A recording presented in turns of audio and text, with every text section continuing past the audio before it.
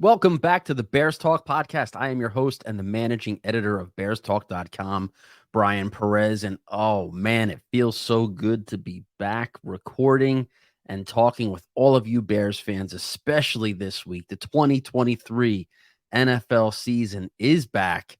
The Chicago Bears are getting right into the mix on Sunday against the Green Bay Packers. We're going to talk about why that matters. We're going to preview a little bit of Justin Fields versus Jordan Love, break down what some reasonable expectations for the Bears should be in 2023. And most of you Bears fans, maybe you've already done your fantasy football draft. Maybe you're getting that draft in over the next couple of days. We're going to talk about which Chicago Bears skill player should rank high on your wish list, on your draft board, and it may not be exactly who you're thinking. So come on back and let's have some Bears talk.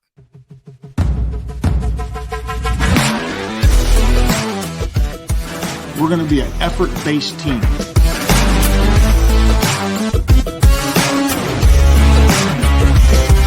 Darnell being Darnell.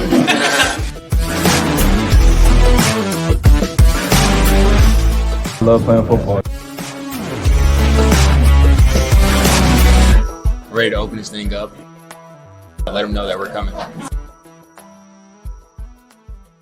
The Chicago Bears have a great opportunity to let the NFL world know not only are they coming, but that they've arrived right off the bat in week 1 against the Green Bay Packers. I don't know about you guys out there, but I have not been this excited for a Chicago Bears opening week game in so long. I mean, the fact that Justin Fields is entering this third critical season as a starter, a season that we all have extremely high hopes and expectations for, and he's kicking it off in a way that could ultimately announce his arrival as the king of the NFC North.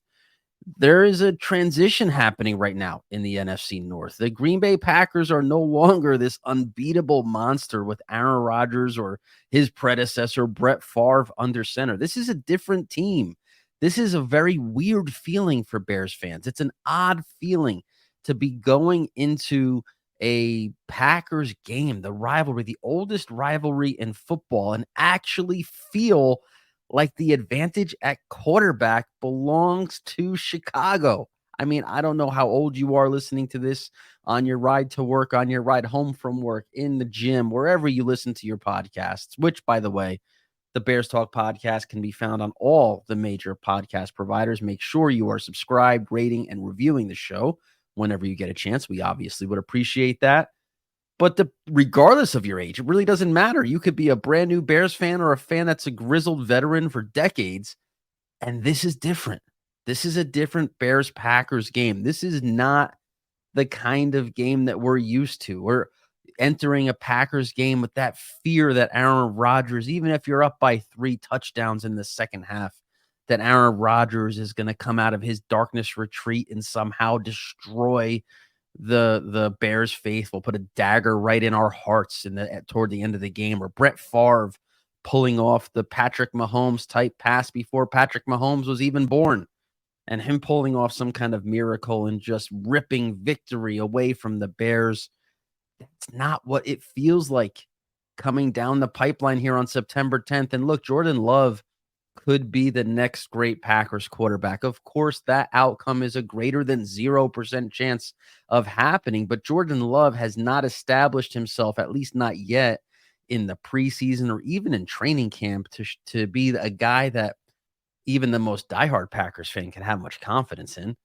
I mean, he was one of these one-year wonder guys at Utah State. He looked like an average player when he was coming out at the Senior Bowl, and he ended up sneaking into the first round. The Packers made that trade to move up and get him, which basically created or sparked the beginning of the end for the Aaron Rodgers era. Bears fans are actually very happy that they made that pick, because if they didn't make that pick, if Jordan Love wasn't on the bench, Bears fans, we'd be looking at a week 1 game in 2023 with Aaron Rodgers coming to Soldier Field. And that's no matter how big of a Bears fan you are, no matter how much you want to see life through Bears-colored glasses, you have to be honest with yourself and admit Aaron Rodgers coming to Soldier Field on week 1 would make you have a sleepless night the Saturday before the game. That's not the case this year. And it's so important that the Chicago Bears take full advantage of the window that's opening for them. The window that's opening for them beginning on Sunday, where they can show the NFC North, they could prove to the NFC North and the entire NFC that they are not the 3-14 Chicago Bears that got the first overall pick in 2023 NFL draft. They're not that team. They're not a team led by a fumbling head coach Matt Nagy and a general manager who's too loyal to his scouting reports and Ryan Pace. They're a different team with different leadership and most importantly, a different quarterback. This isn't Mitchell Trubisky. This isn't Jay Cutler. This isn't Rex Grossman.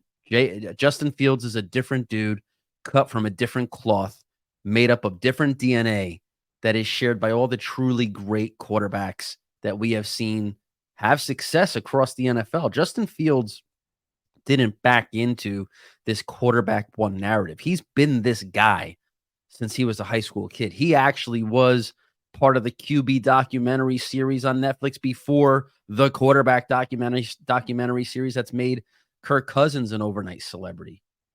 The whole world has been focusing on Justin Fields since he was an early high school kid, and he has risen to the occasion on every level, at every stop, every school, whether it was Georgia, Ohio State, or his high school days before that. Justin Fields has succeeded. And there's no reason to believe, especially after his second season like he had last year, where he was one start away from breaking Lamar Jackson's rushing record for a quarterback, that Justin Fields isn't once again rising to the occasion as an NFL quarterback to be that man, the QB1, the king of the North. But in week one against the Packers, he has to show the NFC North and his teammates, the Bears themselves. He has to prove to this roster that this isn't just a really good practice player or a guy who has a great highlight film. This is a player who can go 1-0 against this new look Green Bay Packers and put the Bears in the driver's seat in a division that right now is in flux. The Detroit Lions are everybody's favorite pick, but I will not bet on a Detroit Lions team until they too prove it. The Detroit Lions did not have the kind of season in 2022 that should make everyone assume that they're going to be the dark horse to make a deep playoff run in the NFC. I'm not a Jared Goff believer. I think Jared Goff is a decent quarterback, but Jared Goff is probably Detroit's version of Kirk Cousins, and Kirk Cousins, solid quarterback, but Kirk Cousins can't win the big game, can't win in prime time. Kirk Cousins hasn't done anything but put up good fantasy football numbers over the last few years. Jared Goff will do the same thing, but is Jared Goff the kind of quarterback who's going to win the NFC North this year? Will Kirk Cousins be able to repeat the success he and the Vikings had last year in a year that seemed like it was such a fluke, winning these one-score games? And then you have the Green Bay Packers, which nobody knows what's going to happen there. You have a first-time starting quarterback in Jordan Love, one of the youngest wide receiver rooms in recent memory. Aaron Jones is still there. A.J. Dillon is still there. The offensive line has some strengths. But this team is not unbeatable. Aaron Rodgers would make them unbeatable. He was unbeatable. The Packers weren't unbeatable. Aaron Rodgers was unbeatable. And we're going to learn really quickly in 2023 that when you take Aaron Rodgers out of the equation, the Packers are just another team. They're just another group of guys in an NFL uniform who, yeah, on any given Sunday, they can rise up and win a game. But at the same time, on any given Sunday, you can beat them. It didn't feel like that for the last 15 years with number 12 behind center. So it's very important that the Chicago Bears approach this first game almost like a playoff game. And I know how crazy that sounds. I know you guys out there are probably saying, Brian, chill out, dude. This is week 1 out of 17 games. There's 16 more to go after this Packers game. But are there really 16 more games to go after this Packers game? I mean, the first mission of every NFL season for every NFL team, at least the coaching points, what the head coach should be putting up as bullet points and goals, what the goals are. Win the division. If you win the division, you're in the playoffs. The fastest way to make the playoffs is winning the division. And then once you're in the playoffs, it's all bets are off. Anybody can make a run and ultimately hoist the Lombardi trophy at the end of it all. But you got to win the division to get there. So in order to win the division, generally speaking, at least in recent history of the NFC North, you got to go through Green Bay. You got to beat the Packers. And yeah, this isn't the same Packers team, but it's still the Packers. They're going to win games this year. There's no doubt about it. They're going to win games. So get off to that 1-0 start and 1-0 in the division. It is so important that the Bears win that game because it's a season statement game. 1-0 will not get anybody in the playoffs. 1-0 is not, Justin Fields throws for 300 yards, 3 touchdowns, runs for 60 yards, and another score. He's not winning the MVP because of one game. But look, the Bears follow up a Packers game with a winnable Buccaneers game, and suddenly 1-0 flips to 2-0 with the blink of an eye, a snap of the fingers. And now you're starting to cook with gas this season. But if you lose a very winnable game against the Packers, and it's kind of like more of the same, right? And it's almost like, oh, Jesus, even when Aaron Rodgers is gone, the Bears still can't rid themselves of this Packers curse. It feels like a curse. If they can't get rid of that, if they can't shake that in the first game of Justin Fields' third season, we're going to be asking ourselves, it's going to be a very long week between week 1 and week 2.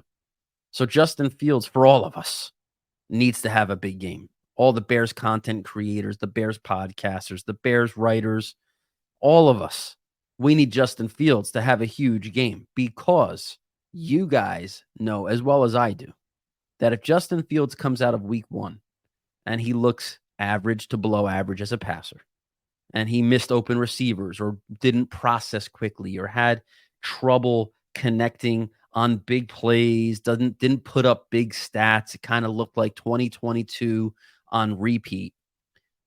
The haters are coming out, guys. They're coming out in full force. The haters have come out from all different corners of football media from the moment the Bears got the number 1 pick. You got these dudes like Mike Lombardi saying the Bears should have traded the first pick, or should have kept the first pick and drafted Bryce Young. I mean, that's the worst hot take that I can remember being spewed toward the Chicago Bears player, any player, in quite some time. You see Bryce Young play in this preseason, and yeah, it's only preseason, and Bryce Young, I think, has a pretty bright future ahead of him, but this dude ain't Justin Fields. He is not Justin Fields, and he's not going to be Justin Fields. He's not going to be able to do what Justin Fields does or will do.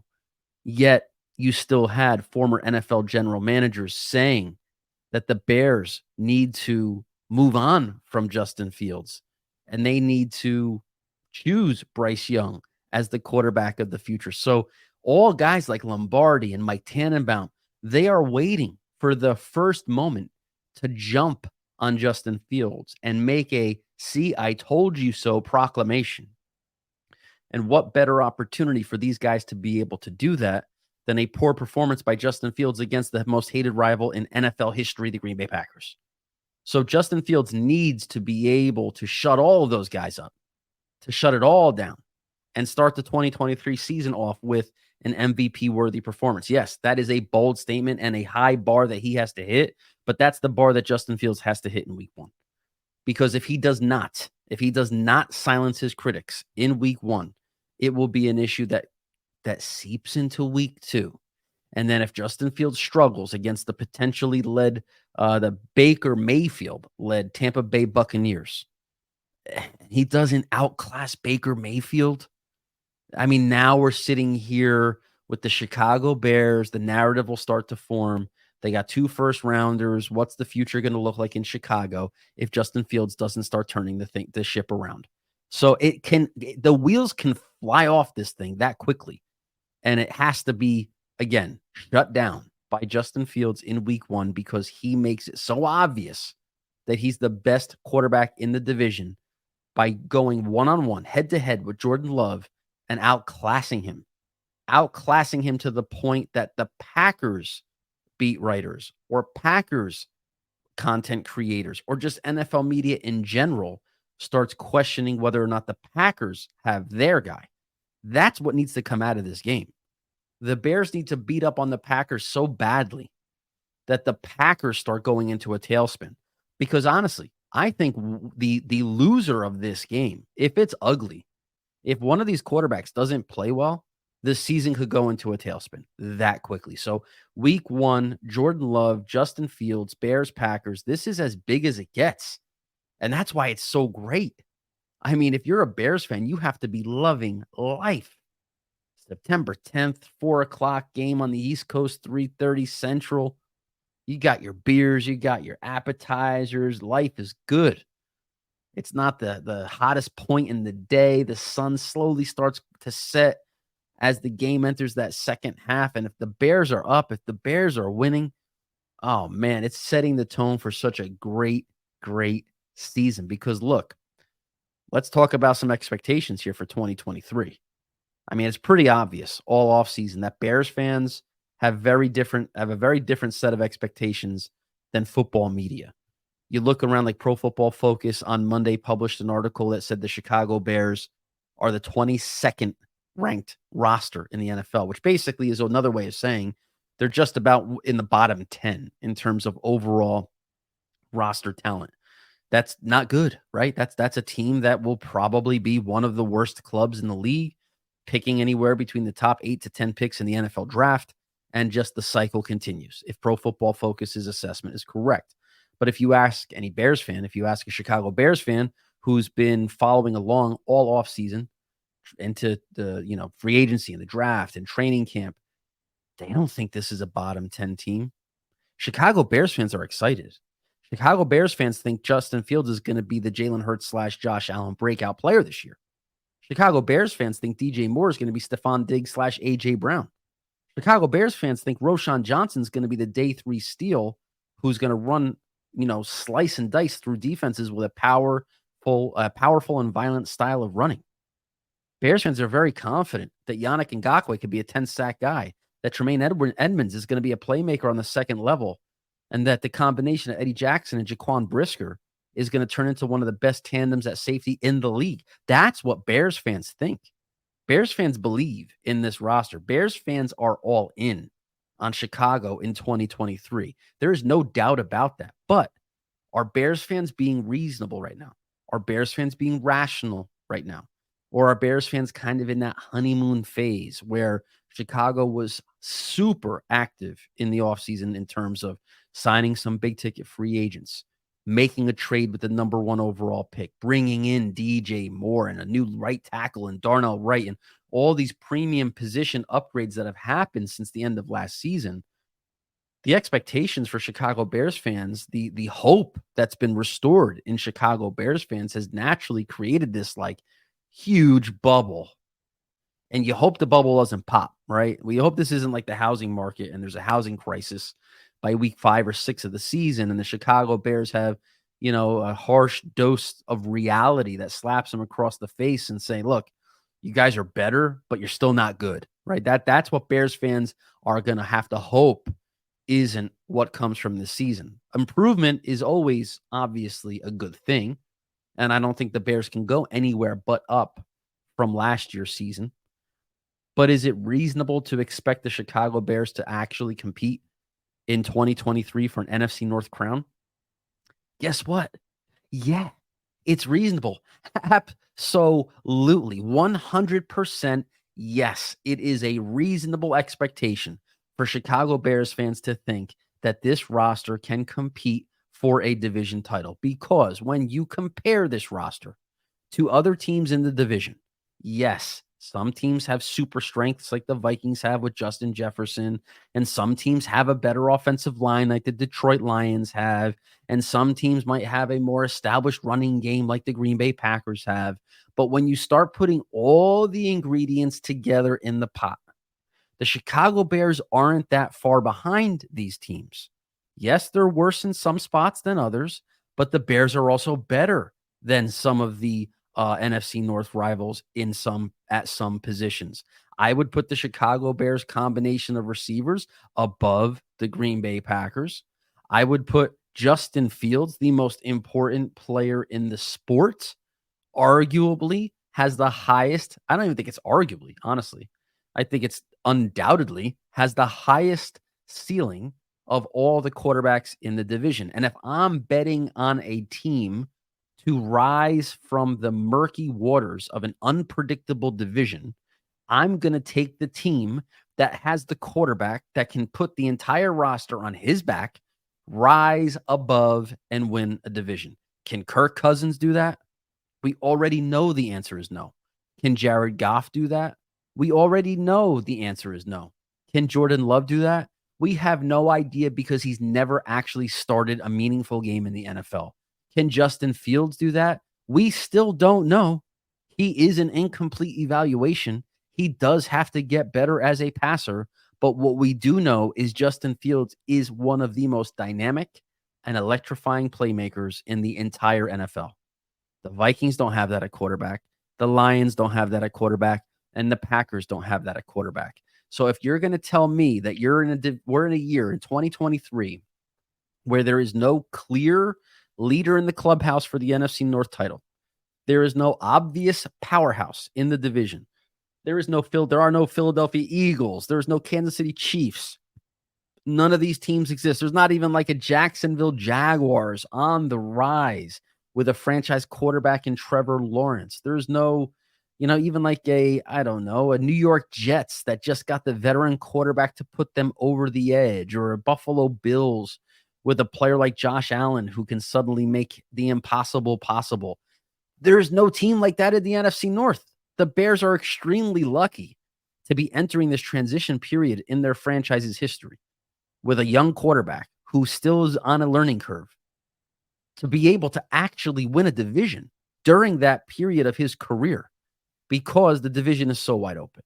And I am so confident that this team is going to be a well-coached team, a fundamentally sound team, a team that plays with the intensity and hustle that Matt Eberflus has consistently preached, that the difference is going to be Justin Fields.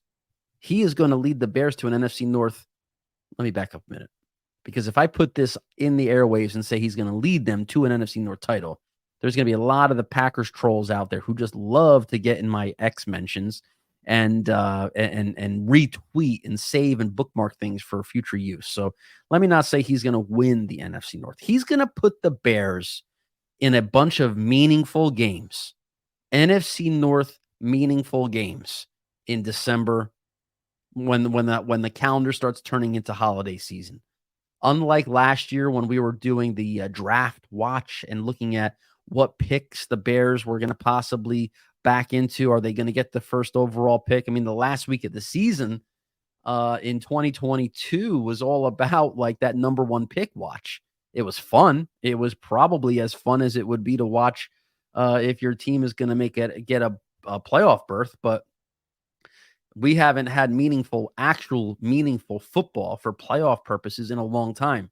Justin Fields is going to make that a reality this year. You could bookmark that. That's a guarantee by me.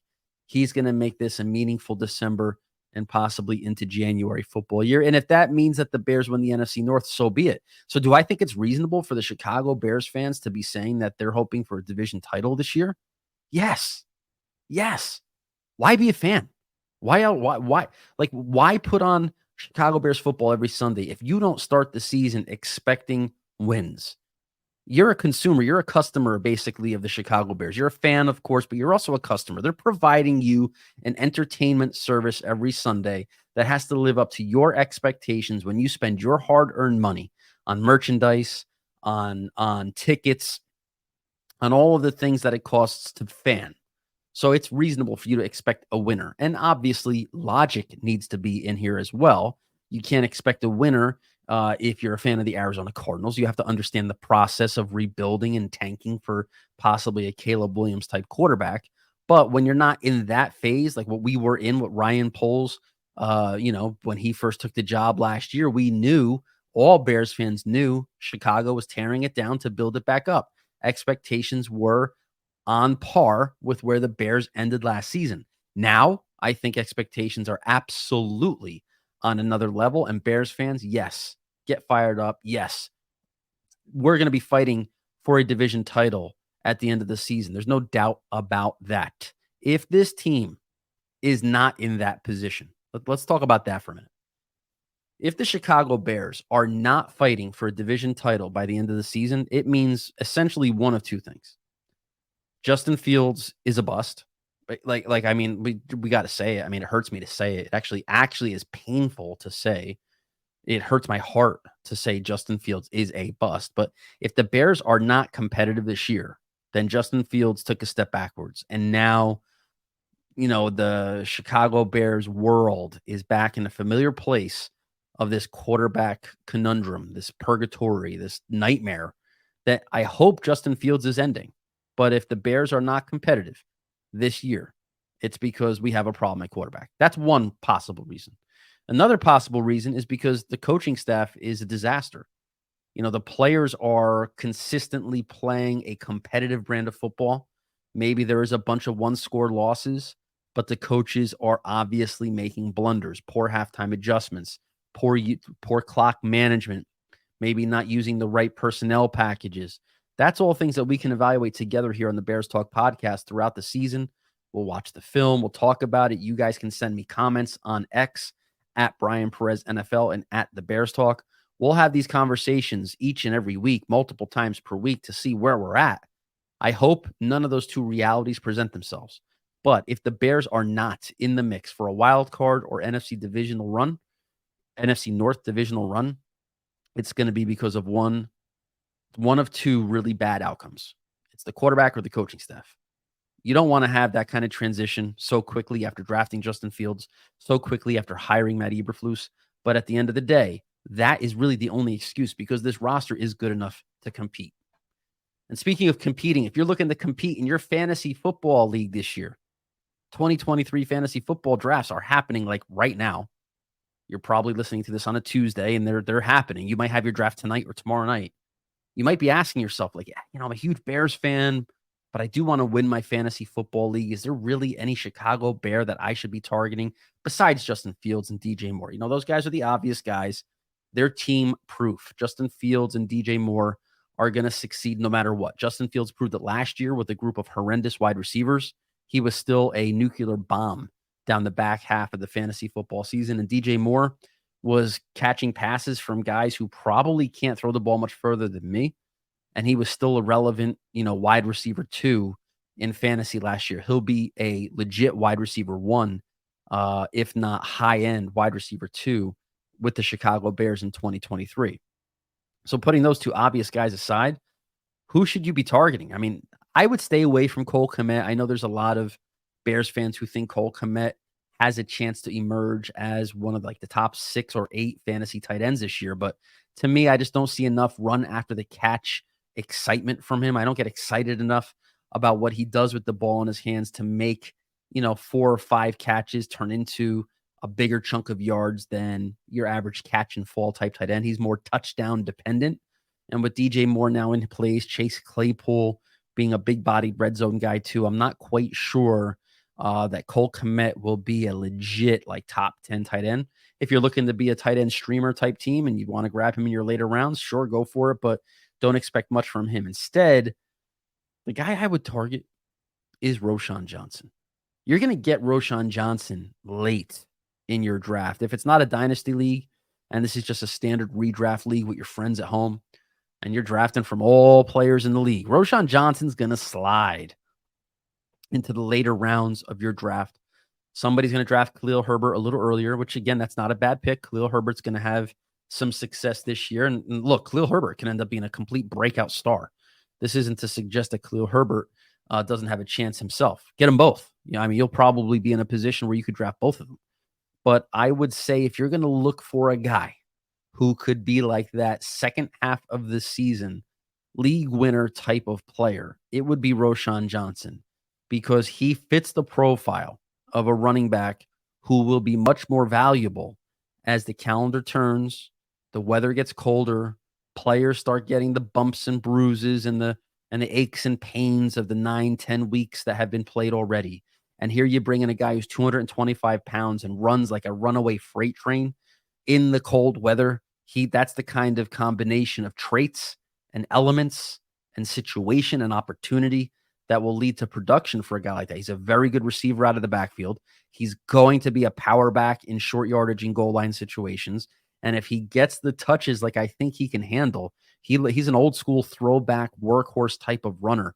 He gets those touches. You can end up looking at a running back who's suddenly churning out 85 yards on the ground, picking up 50 yards or 40 yards as a receiver and scoring those 1 or 2 touchdowns, almost like a Jamal Williams was doing with the touchdowns last year for the Lions.